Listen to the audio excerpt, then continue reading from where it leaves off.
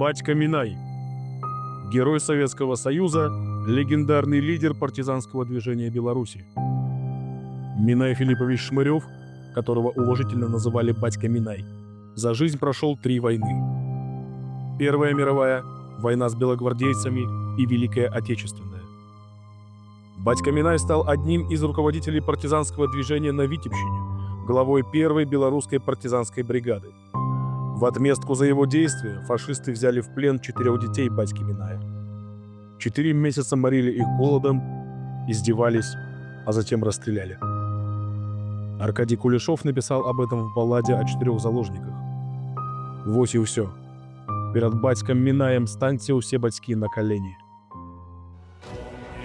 Рожденных побеждать, Величественно скромных, Беларусь помнит.